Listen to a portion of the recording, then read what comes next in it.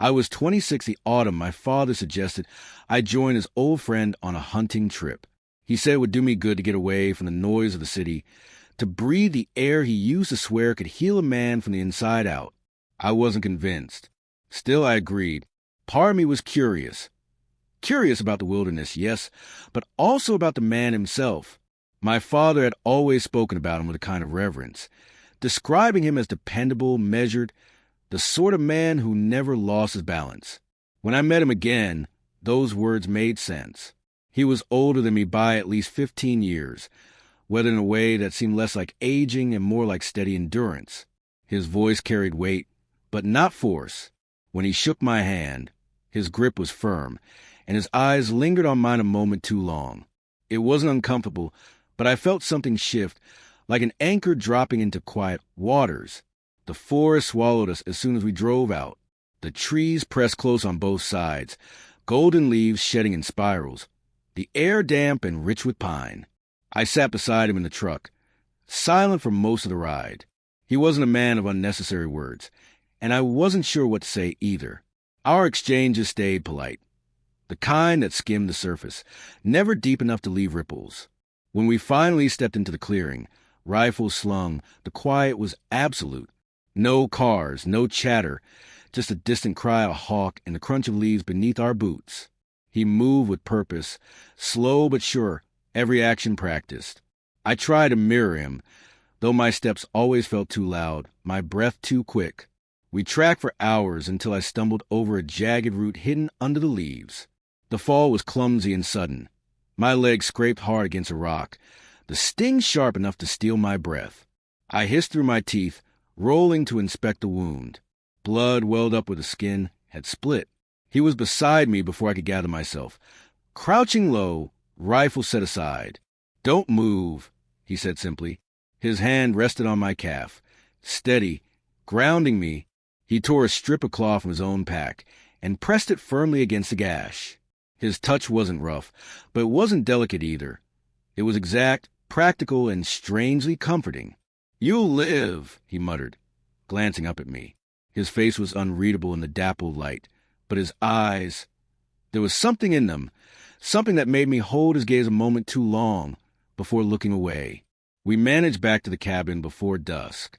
My leg ached with every step, and he slowed his pace so I wouldn't fall behind. I noticed the way he kept close, as though ready to steady me if I faltered. When we reached a small wooden shelter, he insisted I sit while he unpacked. The cabin was modest, one table, 2 chairs, a fireplace with kindling stacked neatly nearby. It smelled of cedar and earth, a place built for utility, not comfort. He lit the fire while I watched, my leg throbbing, my chest heavy with unspoken words. The flames crackled to life, throwing warmth against the shadows, painting his face in copper and gold. He sat opposite me after a while, leaning back in his chair, quiet as the night pressing in around us. We didn't speak much. A few questions about how bad the wound hurt, if I needed more water. My answers were short, my throat too tight to say more. The silence between us wasn't empty, though. It hummed with something I couldn't name, something that filled the space where words should have been. I watched the fire shift and listened to it breathe. Every so often, I'd glance up and find his eyes on me, steady, thoughtful, as if he was trying to see through the surface. And though I told myself it was just a firelight playing tricks, I felt the weight of that look long after I lowered my gaze. By the time night settled fully, the world outside was nothing but black forest and whispering wind. Inside, only the fire separated us. I should have been tired, but my body wouldn't rest. The memory of his hands on my leg, the steadiness in his voice, the closeness of him, all of it tangled inside me like threads pulled too tight. We sat there, 2 men in silence, opposite each other, shadows shifting across the walls. And yet, I couldn't shake the feeling that something unspoken stretched between us, fragile as glass, heavy as stone. Something waiting. Something I wasn't ready to name. The fire had burned low by the time he stood, stretching his shoulders with a quiet sigh. The sound of the forest pressing against the cabin walls, branches scratching, the wind humming, the occasional rustle of unseen animals. I shifted in my chair, the dull ache in my leg reminding me of its stubborn presence. "You should lie down," he said, his voice calm but firm. "That leg won't heal if you keep sitting upright all night." I glanced toward the far corner where the cabin's single bed sat, rough blankets piled neatly. "What about you?" I asked, though I already knew the answer. "I'll manage on a chair." The thought of him sleeping in that chair, back bent, body crumpled against the hardwood, sat wrong with me. He'd done enough, bandaging me, steadying me, carrying more than his share. I shook my head. "No, I'm not taking the bed while you break your back in a chair. That wouldn't feel right." His mouth curved in the faintest hint of a smile. "You're stubborn, aren't you?" I didn't answer, just crossed my arms. The silence stretched again, broken only by the pop of the log collapsing in the fire. At last, he shrugged, a small motion that seemed heavier than it should have been. "Fine," he said. "Then we'll both use it." The words landed heavier than the moment called for. My chest tightened, and I told myself it was only practicality. One bed, two people, simple math. But when we stood and moved toward it, my heartbeat didn't agree with the logic. The mattress dipped under his weight as he lay down first, back turned politely toward the wall. I slipped in after, careful to keep space between us, though space was a luxury the bed barely offered. My shoulder brushed the cool wooden wall. My other arm hovered dangerously close to his back. The air thickened, carrying the warmth of the fire, and something else, something I couldn't name without saying too much. His scent reached me, faint but sharp. Smoke, pine, a trace of leather. It was grounding and disarming all at once. I lay there rigid, staring at the ceiling beams I could barely make out in the dark. Every shift he made seemed magnified. The roll of his shoulder, the deep pull of his breath, the creak of the mattress beneath his weight. My body betrayed me, attuned to every detail. "You're still awake," he murmured suddenly, voice low, more like a thought than a statement. I swallowed, unsure if I should answer. "So are you." A pause, then a quiet chuckle. "Fair enough." Something about the sound loosened the knot in my chest, even as it pulled the strings tighter elsewhere. The silence returned, only heavier this time, not empty, but full. I closed my eyes, willing myself to drift off, but each passing second stretched longer. Then his arm shifted. Just a casual move, maybe adjusting his position. But it brushed against mine, the barest contact, and it was enough to freeze me in place. I told myself not to read into it, not to twist it into something it wasn't. Still, my skin burned where the touch had been. "You're uncomfortable?" he asked after a moment, his tone unreadable. "No," I said too quickly, the word tumbling out like a lie. "I'm fine." Another silence. I wondered if he believed me. The fire popped again, throwing a brief glow across the room before sinking back into shadow. He let out a breath, slow and steady, and I matched it without meaning to.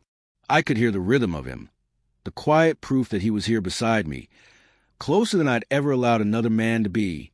Minutes passed, 10, 20, maybe more. Sleep didn't come. My thoughts circled endlessly, replaying the fall, his hands on my leg, the way his eyes had lingered earlier. Each memory tangled with the present, with the solid warmth of him only inches away. I told myself nothing was happening. We were two men, sharing a bed out of necessity. Nothing more. And yet my heart thudded traitorously, loud enough I was certain he could hear it. I turned slightly, careful not to disturb him, and found myself staring at the outline of his back in the faint glow from the embers. Strong, steady, immovable. The sight filled me with something I couldn't name, something that felt equal parts comfort and danger. Eventually, I rolled onto my back, staring at the dark ceiling. The mattress dipped with his weight beside me, every breath a reminder of how close we were. The space between us was no longer space at all. It was a question, silent and pressing, waiting for an answer I wasn't ready to give.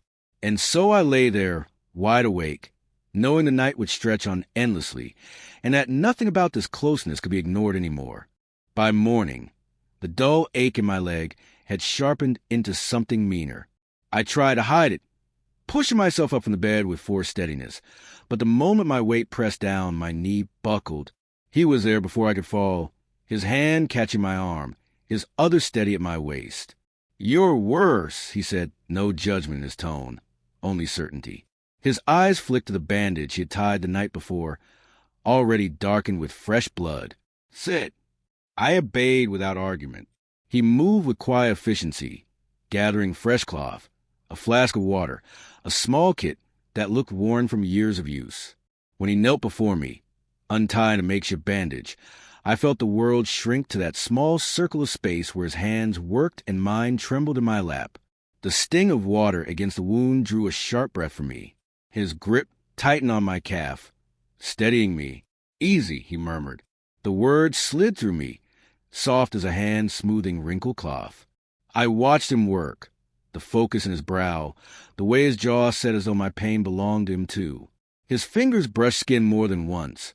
Necessary practical touches, yet each one landed like a spark. When he looked up suddenly, maybe sensing my gaze, our eyes caught. Time staggered. For a heartbeat or 100, I forgot the cabin, the forest, the reason we were even here. All I knew was the silence between us, heavy and alive, filled with nothing but our breathing. I should have looked away. I didn't. His hand lingered a moment longer than it needed to, thumb pressed lightly against the inside of my knee, before he cleared his throat and looked back down. The spell broke, but not completely. Something had shifted, and I felt in my chest like a door cracking open. Later, when we tried to move outside, my leg betrayed me again. I limped, jaw tight, until he stopped wordless and crouched low. "Get on," he said. "I can walk," I insisted. "You can't," he countered, not unkindly. His back was broad, waiting, immovable. I hesitated before finally giving in, climbing onto him awkwardly. His hands gripped the backs of my thighs, strong and certain. My chest pressed against his shoulders. The closeness left me dizzy. I felt every sway of his stride, every shift of his muscles beneath me. It was meant to help me, nothing more, but it left me more undone than the pain in my leg. By evening, we returned to the cabin. Exhaustion weighed on me heavier than the wound. He built the fire, quieter than usual, while I pretended to rest. But my mind replayed every moment. His eyes on mine, his hands steady on my body, the way the air had thickened around us until it was almost too much to breathe. That night, we shared the bed again. Neither of us spoke of it. There was no need. It had already become routine, unspoken agreement. I turned onto my side, facing the wall, the blanket pulled to my chin. Sleep came in fragments, shallow and restless. Somewhere in the half-dark of near dream, I felt it. The shift of the mattress, the slow reach of warmth behind me. An arm slid around my waist, tentative at first, then firm, drawing me back into a body solid and certain. My breath caught. Every instinct told me to move, to pull away, to break the closeness before it could mean something it shouldn't. But I didn't move. I froze, caught in the charged stillness between fear and longing. His chest pressed against my back, his breath slow at the base of my neck. I stayed that way, wide awake, my pulse racing as though I'd been running. His heartbeat was there too, steady and strong, a rhythm against my spine. I listened to in the silence, each thud echoing through me, anchoring me, unraveling me. I didn't sleep. I only lay there, unmoving, knowing that everything had changed and I couldn't pretend otherwise anymore. The kiss lingered in the air long after our lips had parted. I could still feel it. A ghost pressed against me, warming my skin in a way that made the morning light feel pale by comparison. He hadn't moved away, not fully. His forehead still rested against mine, his breath still unsteady, and that small closeness was louder than anything either of us could have said. When he finally leaned back, the space between us felt impossibly wide again, though it couldn't have been more than an inch. His eyes searched mine, uncertain, as though looking for some sign that I regretted it. But I didn't. My heart was racing, yes, but regret wasn't in the room. Only fear. Fear and something I didn't dare name. "I shouldn't have," he whispered, the words thick with restraint. "You did," I said quietly, the echo of defiance surprising even me. And I don't want to pretend it didn't happen. The fire crackled in the hearth, filling the silence neither of us knew how to break. He looked down at our hands, still joined, fingers threaded together like neither of us had noticed. His thumb brushed against mine, absent-minded, soft. That tiny movement made me feel everything all over again, sharper, deeper. "I don't know where this goes," he admitted, voice low, like a confession dragged out of him. "Neither do I." My throat tightened. But isn't that better than pretending there's nothing here at all? His jaw flexed, as if the words were a battle he couldn't quite fight. He looked at me again, and the weight of that gaze nearly undid me. It wasn't a hungry look or reckless. It was steady, raw, like he was trying to memorize me in this exact moment. "I've spent years controlling every part of myself," he murmured. "And last night I almost lost it. Hearing you call out like that, I thought if I stayed close, maybe you'd find peace." His voice faltered. I didn't expect to lose mine. The admission cracked something inside me. My hand tightened on his without thinking, grounding him, grounding myself. We didn't kiss again. Not yet. Instead, we sat there, holding on as if the smallest shift might send us back into silence, back into denial. The fire burned lower, shadows stretching longer across the cabin walls. Outside, the world carried on, the forest alive with wind and distant birdsong. But inside, time stood still. Finally, he exhaled, shaky and long. "Whatever happens," he said, "it can't be careless. Not with you." The words sank deep, heavier than any vow. I nodded, my chest aching, because I understood this wasn't something light to him, or to me. It was dangerous, fragile, and maybe that was why it mattered so much. When night came again, we found ourselves back in that same bed, the cabin too small to allow otherwise. This time, the silence wasn't unbearable. It was full, charged but softer, steadier. I lay awake, listening to the rhythm of his breathing, not pressed against me, but near enough that the space between us hummed with possibility. And for the first time, I didn't feel frozen. I felt like maybe, just maybe, I was learning how to breathe in this new space we created. The next day carried a strange quiet, as if the world itself had shifted overnight. My legs still throbbed with every step, but it wasn't the pain that consumed me. It was the memory of his hand in mine, the way his words had hung in the firelit air. Every glance between us felt heavier now, every silence fuller. He insisted on helping me with everything. When I reached for my boots, he was already kneeling, steadying my foot as though I might break if I strained. I tried to laugh it off, muttering that I wasn't helpless, but he only looked up at me with a faint smile. "Doesn't matter," he said softly. "Let me?" The words sat inside me long after, small and simple, but laced with something I couldn't quite name. That afternoon, we stayed close to the cabin. My leg wasn't ready for another trek, and maybe he didn't trust himself to take me too far. Instead, we split wood for the fire, cooked a simple meal, and moved around each other in a rhythm that felt both natural and strange. Our shoulders brushed more than once in the narrow kitchen space.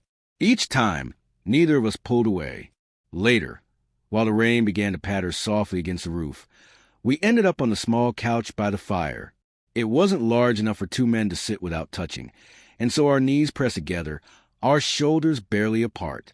I tried to act as though it was nothing, but every nerve in my body betrayed me. He broke the silence first. "You're quiet today." I shrugged, staring into fire. "I don't know what to say." He didn't answer right away. Instead, he leaned back, his arm resting along the back of the couch, close enough that I could feel the heat of him at my neck. My pulse jumped, though he hadn't moved closer. It was enough just to know he was there, hovering between restraint and surrender. "You don't have to say anything," he murmured finally. But I wanted to. I wanted to ask what he was thinking, what he was holding back. I wanted to know if he'd been replaying that kiss in his head the way I had, if his chest felt tight every time our eyes lingered too long. Yet the words wouldn't come. So instead, I leaned into the silence. We watched the fire, we listened to the storm, and somewhere between the crackle of flames and the steady rhythm of rain, something eased between us. I found myself laughing at one point, over nothing in particular, a clumsy remark about the way the cabin creaked in the wind. He laughed too, the sound rough and warm, and for the first time since everything had changed, It didn't feel dangerous to enjoy it. When the fire burned lower, he shifted, pulling the blanket from the back of the couch and draping it over both of us. The gesture was so casual, so unthinking, that it almost undid me. The blanket brushed across my shoulders, and suddenly it felt as though he had drawn me into a circle no one else was allowed to enter. Neither of us spoke after that. We didn't need to. His knee stayed pressed against mine, steady and sure, and the quiet that stretched between us wasn't heavy anymore. It was something else, something new, and when I finally lay down that night, with the storm still tapping at the windows and his presence still warm beside me, I realized the question wasn't whether something had started between us. It was how long it could possibly stay hidden now that it had. Morning came gently, with pale light spilling to the cabin windows, and the faint scent of smoke still clinging to the air. I woke slowly, the stiffness of my leg reminded me of where I was, and then the deeper, quieter awareness reminded me of who I was with.